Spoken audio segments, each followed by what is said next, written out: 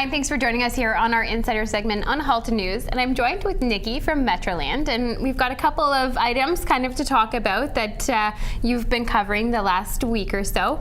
And starting with, of course, the the Go 21 walk that's happening coming up this weekend. That's right. So today all of your papers are at your front door, so whether you're in Milton, Burlington, or Oakville. But today in the Milton Canadian Champion, there's a really sweet story about Everly Madeira, who's a 4-year-old who here she is, and she has Down syndrome. And the wonderful story about Everly in preparation for the Go 21 walk is it's just about her parents' journey, about finding support and all of the wonderful things that they've discovered through the Halton Down Syndrome Association, and all of the wonderful things that Everly is now doing. So Everly's heading up her team, Happily Everly After, and she'll be there on Saturday, along with almost, I think, 1,500 participants helping to raise funds for Down syndrome. Fantastic, yeah, and that's a huge number of people as well to be in attendance. And, and the event is taking place up there in Milton as well. Yeah, at the fairgrounds on Saturday.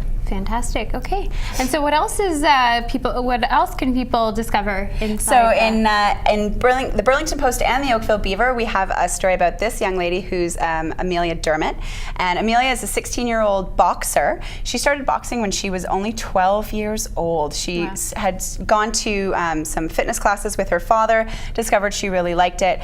So, in both of the papers, there's this wonderful story about her by our fantastic reporter Herb Garbett.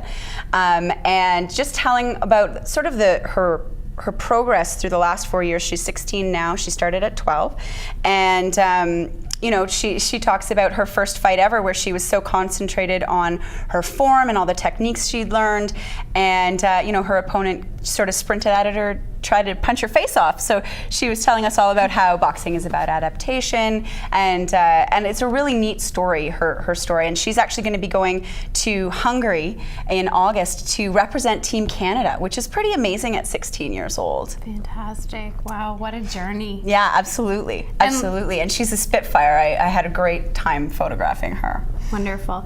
And now, lastly, there's another article, obviously showcasing and describing some of the events that are taking place as the trial's ongoing for Elizabeth Nugent.